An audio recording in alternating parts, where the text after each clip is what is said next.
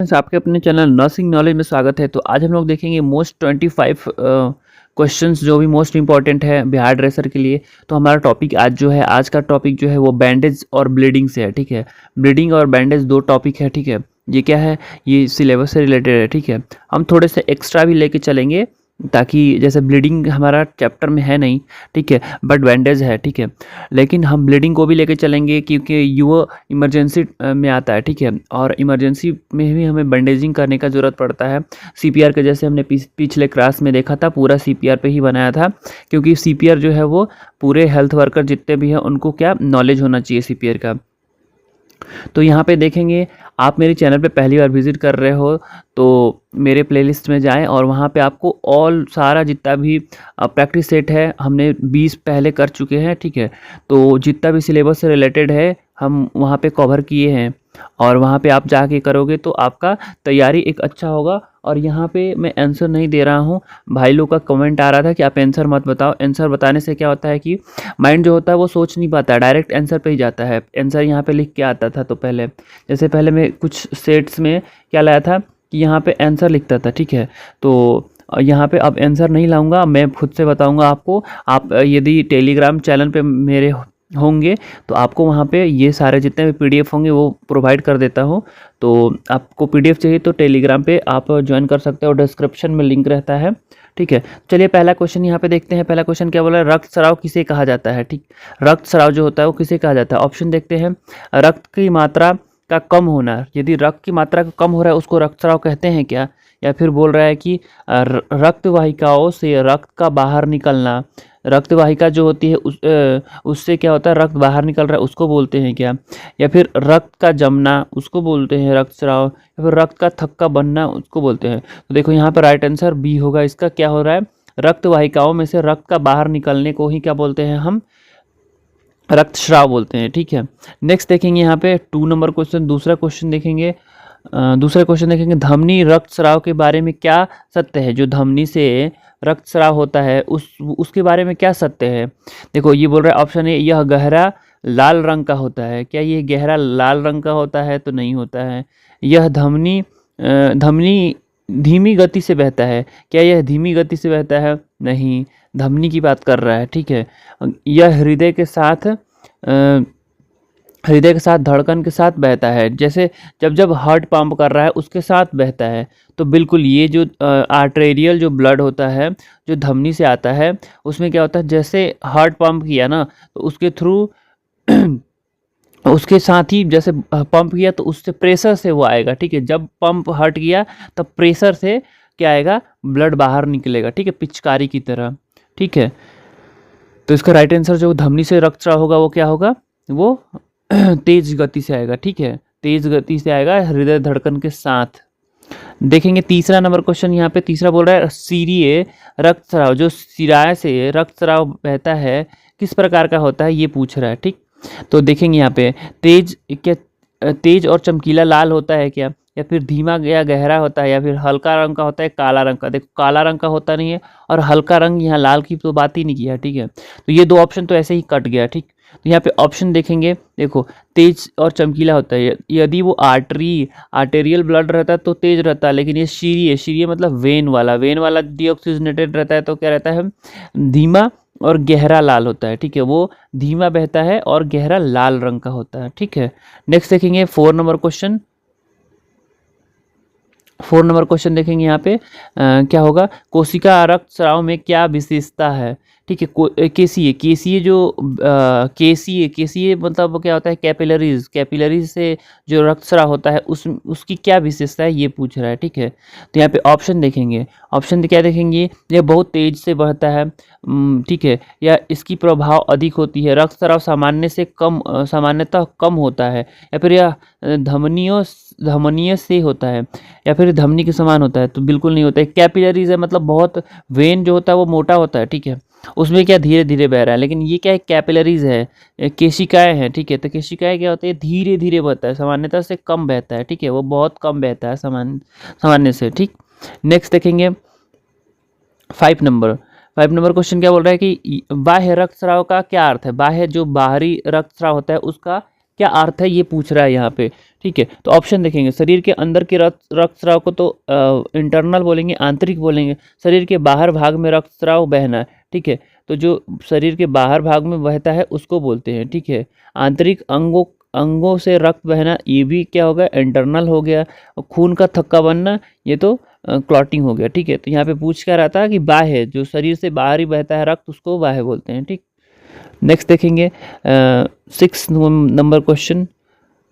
6 number question क्या बोल रहा है, आंतरिक रक्तस्राव का उदाहरण है। जो आंतरिक होता है उसको क्या बोलते हैं, नाक से खून आना, तो ये क्या नक्सीर होता है, जिसको इपिस्टैक्सिस बोलते हैं। पाँव से रक्त बहना, तो ये भी क्या है कि बाहरी हो गया है, बट यहाँ पे आंतरिक पूछ रहा है। सिर के अंदर रक्तस्राव, ठीक है, ये बोल रहा है ब्रेन हैमरेज जैसे होगा, सिर के अंदर जो होता है वो, तो उसका राइट आंसर जो होगा वो सिर के अंदर रक्तस्राव होता है, ठीक है। पाँव से खून या थक्का बनना, ये क्या है, ये सब बाहरी हो गया, बट यहाँ पे इंटरनल पूछा है, ठीक। यहाँ पे देखेंगे 7वां नंबर क्वेश्चन, गंभीर रक्तस्राव में सबसे पहला कदम क्या करना चाहिए। जो गंभीर रक्तस्राव हो रहा है तो आपको पहला क्या करना चाहिए, क्या बर्फ़ लगाना चाहिए वहाँ, क्या या पाँव को दबाना चाहिए, या फिर व्यक्ति को शांत से बैठाना चाहिए, शांति से, या फिर एम्बुलेंस को कॉल करना चाहिए। तो देखो यहाँ पे आपको कोई गंभीर हेवी ब्लीडिंग हो रहा है तो वहाँ पे क्या करना है, आपको तुरंत एम्बुलेंस को कॉल करना है, ठीक है, बिना वक्त गंवाए, ठीक। नेक्स्ट देखेंगे यहाँ पे 8वां नंबर क्वेश्चन क्या है देखेंगे, यदि व्यक्ति को शांत रखने का उद्देश्य क्या होता है, क्या है, ठीक। शांत रखने, कोई भी व्यक्ति है उसको शांत रखने का उद्देश्य क्या है, ठीक है। यहाँ पे ये देखेंगे, तो यहाँ पे देखेंगे ये देखेंगे, रक्तदाब को बढ़ाना, रक्तदाब बढ़ाने के लिए करते हैं क्या, बिल्कुल नहीं। रक्तस्राव को बढ़ाने के लिए करते हैं क्या, बिल्कुल नहीं करते हैं। रक्तस्राव को हम क्यों ही बढ़ाएंगे, ठीक है। रक्तदाब को कम करने के लिए, ठीक है, जो ब्लड प्रेशर होता है उसको क्या शांत करते हैं कि कम रहेगा तो क्या होगा, ब्लीडिंग जो होगा वो बहुत कम होगा, ठीक है। तेजी से खून को तेज़ी से बहने के लिए, तो हमें तेज़ी से बहने के लिए थोड़ी छोड़ना है, हमें तो क्या करना, प्रिवेंट करना है, ठीक है। और यहाँ पे आप सोच रहे होंगे कि एम्बुलेंस का क्यों कर रहे हैं। देखो ऐसा जरूरी नहीं है ड्रेसर हो आप तो आपको ड्रेसिंग से रिलेटेड ही पूछेगा, ये हो सकता है बाहर एक्सीडेंट हुआ उसकी बात कर रहा है, ठीक है। तो ये यहाँ पे ऑप्शन के अकॉर्डिंग तो बाहर एक्सीडेंट हुआ उसकी बात कर रहा है, ठीक है। 9 नंबर क्वेश्चन देखेंगे यहाँ पे, यदि घाव में कोई वस्तु फंसी हो तो क्या करना चाहिए। यदि घाव हुआ हो किसी वस्तु के थ्रू, ये जैसे मान लो कोई चीज़ धंस गया अंदर, मतलब छोटी चीज़, जैसे आप लोग देखते हो कोई भी चुभ जाता है, कांटा चुभ जाता है, तो आपको क्या करना चाहिए, जैसे एग्जांपल बता रहा हूँ, क्या क्या करना चाहिए, कांटा चुभ जाता है तो आप सपोज करो, ठीक है। पहला बोल रहा है ऑप्शन, वस्तु को तुरंत हटा दे, वस्तु को हटा देना है क्या, वस्तु के चारों ओर दबाव डालना है क्या, या फिर वस्तु के क्यों गहरा धकेल दे, या फिर अंदर ढकेल के छोड़ देना है, ठीक है। या फिर किसी को सूचित करे और वस्तु को हटा दे, किसी को सूचित करना है और वस्तु को हटाना है, ठीक है। सूचित करके हटाना नहीं, यहाँ पे होता है किसी मेडिकल टीम से सहायता लेकर हटवाना, तो यहाँ पे वो राइट आंसर हो जाता है। लेकिन यहाँ पे क्या होगा, राइट आंसर जो होगा, क्या करना चाहिए, यदि किसी घाव में कोई चीज़ फंसा हुआ हो तो वस्तु को चारों ओर से दबाना चाहिए, ठीक है। तो वस्तु को चारों ओर से दबाओगे तो क्या होगा, वो जो भी होगा वो बाहर हो जाएगा, जो भी वस्तु अंदर फंसी होगी, ठीक है। जैसे कांटा का एग्जांपल ले लो, कांटा चुभ जाता है तो आप क्या करते हो, आप दबाते हो अच्छे से, ठीक है। दबाते हो तो क्या होता है, वो बाहर निकल जाता है, तो वैसे ही करना है, ठीक है। नेक्स्ट यहाँ पे 10 देखेंगे, 10वां नंबर क्वेश्चन। 10वां नंबर बोल रहा है, नाक से रक्तस्राव, जो नक्सीर को रोकने के लिए आपको क्या करना चाहिए। मैनेजमेंट पूछ रहा है, जैसे मान लो कि किसी का नोज ब्लीडिंग हो रहा है, ठीक है, इपिस्टैक्सिस हो रहा है, तो क्या करेंगे। ऑप्शन ए दिया है, ऑप्शन ए क्या दिया, सिर को पीछे की ओर झुका दे, पीछे की ओर झुका देना है क्या सिर को, या फिर नथुने को दबाव डाले और मुंह से सांस ले, या फिर जो नाक होता है उस एरिया को दबाव डालना है आपको, हाथ से चुटकी से पकड़ लेना है और मुंह खोल के सांस लेना है, ठीक है। नथुने को खोलकर खून को बाहर थूके, या फिर नथुने को खोलकर और बाहर सॉरी जितने भी आएगा खून मुंह में उसको थूकना है, या फिर ठंडे पानी से नहाए। देखो इसमें क्या करना है, नाक को दबाना है और मुंह से सांस लेना है। नाक को दबाना है, आगे की तरफ झुकते हैं, देखो इसका बेस्ट मैनेजमेंट एपिस्टैक्सिस का क्या होता है, नाक को दबाते हैं, आगे की तरफ झुकते हैं और मुंह खोल के सांस लेते हैं, ठीक है। तो यहाँ पे आगे की तरफ झुकने का नहीं दिया है, लेकिन आगे की तरफ झुकते हैं और सांस लेते हैं, ठीक है। इसका मैनेजमेंट यही होता है। आप सोचे होंगे कि पीछे की तरफ क्यों नहीं झुकते हैं, ब्लीडिंग हो रहा है तो आगे की तरफ झुकेंगे तो और होगा, लेकिन नहीं, और नहीं होगा ब्लीडिंग, ब्लीडिंग रुकेगा। और जो भी ब्लीडिंग होगा तो उसको क्या, अंदर एस्पिरेट होने से बच जाएगा, ठीक है, अंदर निकलने से बच जाएगा। वो क्या होगा, यदि मुंह खोल के आप सांस ले रहे हो तो जो भी आएगा वो बाहर निकल जाएगा, ठीक है, अभी तुरंत के तुरंत बाहर निकल जाएगा जो भी अंदर क्लॉट बनेगा तो, ठीक है। इसलिए आगे की तरफ झुकते हैं कि जो भी आएगा तो आप उसको क्या थूक सकते हैं, है ना। नेक्स्ट देखेंगे 10वां नंबर क्वेश्चन, 11 नंबर क्वेश्चन देखेंगे। यहाँ पे 11 नंबर क्वेश्चन क्या बोल रहा है, गॉज पट्टी का मुख्य उद्देश्य क्या होता है। जो भी गॉज पट्टी होता है उसका मुख्य पर्पस, मेन पर्पस क्या होता है, घाव की सफाई करना होता है, या फिर घाव को ढकना और रक्तस्राव रोकना होता है, या फिर घाव का इलाज के लिए करते हैं, या फिर एंटीबायोटिक्स लगाने के लिए करते हैं। तो देखो, गॉज पट्टी जो होता है उसको क्या, घाव को ढकना और रक्तस्राव को रोकने के लिए, ठीक है। यदि गॉज पट्टी कहाँ यूज़ करते हैं, कोई कहीं ब्लीडिंग हो रहा है तो वहाँ पे डाल के और थोड़ी देर ऐसे प्रेस करके और फिर बैंडेज कर देते हैं, ठीक है। उससे क्या होगा, प्रेशर पड़ेगा तो ब्लीडिंग, रक्तस्राव को रुकेगा और घाव भी ढक जाएगा, ठीक है। तो इसके लिए हम गॉज का उपयोग करते हैं, ठीक। नेक्स्ट देखेंगे यहाँ पे 12 नंबर क्वेश्चन देखेंगे, लोचदार पट्टी जो इलास्टिक बैंडेज होता है उसका उपयोग कहाँ किया जाता है, ठीक है, उसका उपयोग कहाँ किया जाता है। तो जो इलास्टिक बैंडेज होता है उसको सर्दी से बचने के लिए करते हैं क्या, बिल्कुल नहीं करते हैं, ठीक है। मजबूत स्पंदन और सहारा देने के लिए करते हैं क्या, देखेंगे चोट के बाद आराम देने के लिए करते हैं क्या। देखो, इलास्टिक बैंडेज जो होता है वो क्या करता है, चोट के बाद नहीं करता है, ठीक है। उसके बाद घाव को साफ करने के लिए भी बैंडेज का, इलास्टिक बैंडेज का नहीं यूज़ करते हैं, ठीक है। मजबूती से जो संपीड़न होगा और सहारा देने के लिए, जैसे कोई भी कहीं पे भी बैंडेज हो जाता है, जो इलास्टिक बैंडेज मतलब जो बढ़ने वाला पट्टी होती है, जो जिसका स्ट्रेचेबल होता है, ठीक है, तो उसकी बात कर रहा है। तो उसका हम कहाँ यूज़ करते हैं, जैसे पैर वैर टूट गया है ना, तो उसमें सहारा देने के लिए करते हैं। तो ये क्या होता है, मजबूती से संपीड़न और सहारा देने के लिए करते हैं, ठीक है। 13 नंबर क्वेश्चन देखेंगे यहाँ पे, क्रैप बैंडेज का उपयोग किस स्थिति में करते हैं। जो क्रैप बैंडेज होते हैं, जो गर्म पट्टी जिसको हम बोलते हैं, उसका यूज़ हम कहाँ करते हैं, ये पूछ रहा है।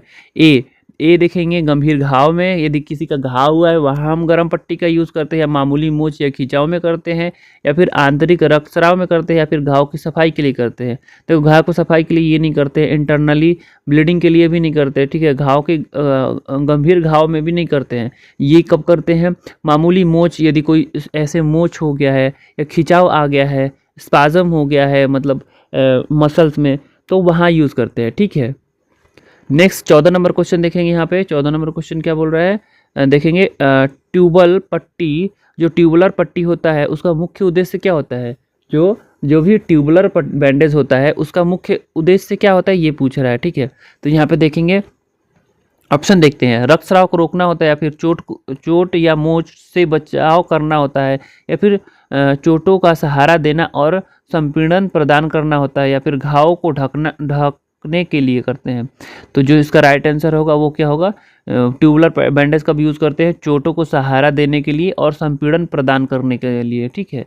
तो इसका राइट आंसर ये होगा, ठीक है। 15 नंबर का क्वेश्चन देखेंगे। यहाँ पे 15 नंबर क्वेश्चन क्या होगा, गोलाकार जो सर्कुलर बैंडेज का उपयोग किस लिए किया जाता है। जो भी सर्कुलर बैंडेज होता है उसका यूज़ क्यों करते हैं। पहला दिया है बड़े घावों को ढकने के लिए सर्कुलर बैंडेज का यूज़ करते हैं क्या, या फिर छोटे घावों को ढकने के लिए सर्कुलर बैंडेज का यूज़ करते हैं, या फिर उपयोगी अंग के लिए करते हैं, जोड़ों के लिए करते हैं। देखो, तो जो भी सर्कुलर बैंडेज होता है, देखो यहाँ पे क्या दिया है, जो भी सर्कुलर गोलाकार बैंडेज होता है उसका क्या करते हैं, जो छोटे घाव होते हैं उसको ढकने के लिए करते हैं, ठीक है। जो भी छोटे घाव होते हैं सर्कुलर बैंडेज से उसको ढकते हैं, ठीक।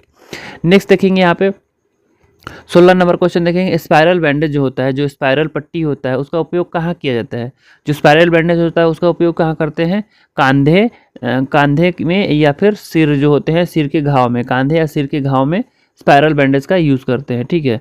18 नंबर क्वेश्चन देखेंगे यहाँ पे, 17 नंबर क्वेश्चन देखेंगे यहाँ पे। 17 नंबर क्वेश्चन क्या बोल रहा है कि फिगर ऑफ 8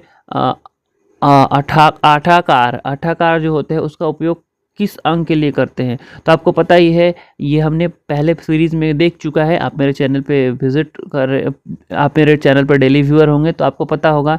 इसके कहाँ पे करते हैं? जितने भी जॉइंट्स होते हैं, देखो टखने, केहनी और घुटने में करते हैं इसका यूज़, ठीक है, फिगर ऑफ 8 बैंडेज का। और कहाँ पे करते हैं? जो क्लेविकल बोन फ्रैक्चर में भी हम यूज़ करते हैं, ठीक।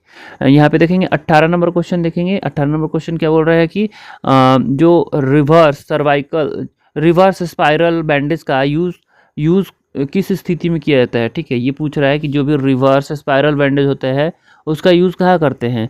बेलनाकार अंग पर बढ़ते हुए घाव के लिए, ठीक है। ये क्या करता है? बेलनाकार जो अंग होते हैं उस पर बढ़ते हुए घाव के लिए करते हैं, ठीक है। नेक्स्ट देखेंगे यहाँ पे 19 नंबर क्वेश्चन देखेंगे। 19 नंबर क्वेश्चन क्या बोल रहा है? स्पाइका बैंडेज का उपयोग कहाँ किया जाता है? स्पाइका जो बैंडेज होता है उसका यूज़ कहाँ करते हैं, ये पूछ रहा है। क्या घुटने में करते हैं, टखने में करते हैं, हिप, शोल्डर, अंगूठे में करते हैं? तो इसका यूज़ करते हैं हिप, शोल्डर और अंगूठे में करते हैं, ठीक है। नेक्स्ट 20 नंबर क्वेश्चन देखेंगे। यहाँ पे 20 नंबर क्वेश्चन क्या बोल रहा है कि कैप लाइन बैंडेज का उपयोग कहाँ किया जाता है? जो भी कैप लाइन बैंडेज होता है उसको यूज़ कहाँ किया जाता है, ये पूछ रहा है। तो ऑप्शन पूछ रहा है कि हाथ में, घुटने में, या फिर सिर में, या फिर कलाई में, ठीक है। तो जो कैप लाइन बैंडेज होता है, कैप मतलब समझ रहे हो, कैप कहाँ पहनते हैं? सिर में पहनते हैं, ठीक है। तो जो सिर होते हैं, स्कैपल्स होते हैं, वहाँ पे यूज़ करते हैं, ठीक है। कैप लाइन दिया ही है, कैप कहाँ पहनते हैं? सर पे पहनते हैं, ठीक है। तो वो भी सिर में ही बैंडेज को करते हैं, कैप लाइन बैंडेज, ठीक। नेक्स्ट देखेंगे यहाँ पे 21 नंबर क्वेश्चन देखेंगे। यहाँ पे क्या बोल रहा है कि टी बैंडेज का उपयोग किसके लिए किया जाता है? जो टी बैंडेज होता है उसका यूज़ कहाँ किया जाता है? क्या सिर के लिए करते हैं, पैर के लिए करते हैं, कमर या मूलाधार पर ड्रेसिंग की जगह रखने के लिए करते हैं, या फिर हाथ में करते हैं? तो टी बैंडेज जो होता है वो क्या करता है? जो भी पेरेनियल एरिया, या फिर जैसे किसी को पेरेनियल एरिया में सर्जरी हुआ है या फिर कोई घाव हुआ है, वैसा तो क्या है, वहाँ पे हम बांध नहीं पाते हैं तो टी बैंडेज का यूज़ करते हैं। तो टी बैंडेज कहाँ पे करते हैं? जो भी मूलाधार होता है, कमर के होते हैं, वहाँ पे करते हैं, ठीक है। नेक्स्ट देखेंगे 22 नंबर क्वेश्चन देखेंगे। यहाँ पे पट्टी बांधने के दौरान ध्यान रखना चाहिए। यदि कोई पट्टी बांध रहे हो आप, तो आपको क्या ध्यान रखना है, ये पूछ रहा है, ठीक है। ऑप्शन ए दिया है, बहुत ढीला होना चाहिए। क्या बहुत ढीला होना चाहिए? नहीं, बिल्कुल नहीं। जब इतना ढीला भी नहीं बांधते हैं कि क्या हो, खिसक जाए। और इतना आगे देखेंगे, पट्टी को बहुत कसकर बांधना चाहिए, ठीक है। पट्टी को बहुत कसकर भी नहीं बांधना है। क्यों? कसकर बांधोगे तो सर्कुलेशन रुक जाएगा, तो ये भी ऑप्शन गया, ठीक है। पट्टी को अंदर से बाहर की ओर करना है, या फिर पट्टी के 4 इंच से ज़्यादा खोले। देखो 4 इंच से ज़्यादा खोले, ये खोलने वाला क्या है, समझ में नहीं आ रहा है, ठीक है। तो ये क्या करना है? पट्टी जो होता है उसको अंदर से बाहर की ओर लिया जाना है, ठीक है। अंदर से बाहर की ओर ले जाएंगे तो क्या होगा? जो प्रेशर होगा वो धीरे धीरे पड़ेगा और इक्वली पड़ेगा, ठीक है। नेक्स्ट देखेंगे यहाँ पे 23 देखेंगे। 23 नंबर देखेंगे, घाव के आसपास की त्वचा नीला होना क्या संकेत करता है? यदि कोई घाव हुआ है उसके आसपास के एरियाज में क्या होगा? ब्लूइश डिस्कलरेशन हो रहा है, ठीक है। तो वो क्या संकेत कर रहा है? क्या वहाँ रक्तस्राव रुक गया है क्या? या फिर परिसंचरण, जो भी रक्तस्राव रुक जाना यहाँ पे संकेत करता है क्या? बिल्कुल नहीं करता है। रक्तस्राव रुक जाएगा तो क्या होगा? नॉर्मल ही रहेगा, ठीक है। लेकिन सर्कुलेशन जब होगा, परिसंचरण की कमी हो जाएगी या घटाव मतलब कमी हो जाएगी, तो क्या होगा? वहाँ ब्लूइश डिस्कलरेशन दिखेगा, ठीक है। रक्त का थक्का बन जाना, यदि थक्का बन जाता है तो वहाँ पे ब्लूइश नहीं दिखता, पूरा ब्लैक हो जाता है, ठीक है। नेक्स्ट डी नंबर दिया है कि रक्तस्राव बढ़ जाना। रक्तस्राव बढ़ेगा तो वहाँ पे ब्लूइश नहीं दिखेगा। तो मेन ब्लूइश दिखने का कारण क्या होता है? यहाँ पे ऊन की बात कर रहा है, कोई घाव हो वहाँ पे, ठीक है। तो वहाँ पे क्या होता है? सर्कुलेशन जो होता है वो कम हो जाता है, ठीक। आज 24 नंबर क्वेश्चन देखेंगे। यहाँ पे 24 नंबर क्वेश्चन क्या बोल रहे हैं? पट्टी बांधने से पहले क्या करना चाहिए? यदि आप पट्टी बांध रहे हो तो आपको सबसे पहले क्या करना है? दस्ताने पहनना चाहिए, और हाथ को सफाई करना चाहिए क्या? या फिर गंदे हाथ से करना चाहिए, या फिर केवल घाव को देखें, या केवल घाव को देखना है बैंडेज करते समय, या फिर किसी को सूचित करे और पट्टी बांधे, किसी को सूचित करे और पट्टी बांधना है? तो देखो हमारा काम ही ड्रेसर का है, तो बैंडेज पट्टी तो बांधना ही है। तो यहाँ पे क्या करना है? दस्ताने पहनना है और हाथ को साफ रखे, ताकि क्या हो, इसको इन्फेक्शन ना हो। आज की क्वेश्चन, लास्ट क्वेश्चन देखेंगे यहाँ पे 25 नंबर क्या बोल रहा है, ये देखेंगे यहाँ पे। देखो, बैंडेज का प्रयोग करते समय किस बात का ध्यान रखना चाहिए? जो भी आप बैंडेज का उपयोग कर रहे हो तो किस बात का ध्यान रखना चाहिए, ये यहाँ पूछ रहा है, ठीक है। बैंडेज बहुत ढीला होना चाहिए, बहुत ढीला हो, या फिर रक्तस्राव पर नज़र रखना है, या फिर केवल बड़ी पट्टियों का उपयोग कर रहे हैं, ठीक है, केवल बड़ी पट्टियों का उपयोग करना है, या फिर बैंडेज को कभी ना खोएं, या फिर बैंडेज को बहुत संभाल कर रखना है। यहाँ पे ये पूछ रहा है बैंडेज का प्रयोग करते समय क्या क्या किस बात का ध्यान रखना चाहिए, ये पूछ रहा है, ठीक। तो यहाँ पे करते हैं रक्तस्राव पे नज़र रखना चाहिए। यदि रक्तस्राव ब्लीडिंग पे नज़र रखेंगे कि कहीं वो और गीला तो नहीं हो रहा, जो गॉज लगाए हैं वो, ठीक है, गॉज पैड या कॉटन पैड जो है वो वहाँ पे गीला तो नहीं हो रहा, उस पर भी ध्यान रखेंगे, ठीक है, नहीं तो कोई बांधने का मतलब नहीं हुआ, ठीक है। तो फ्रेंड्स कैसा लगा वीडियो, आप यहाँ तक वीडियो में बने रहने के लिए धन्यवाद।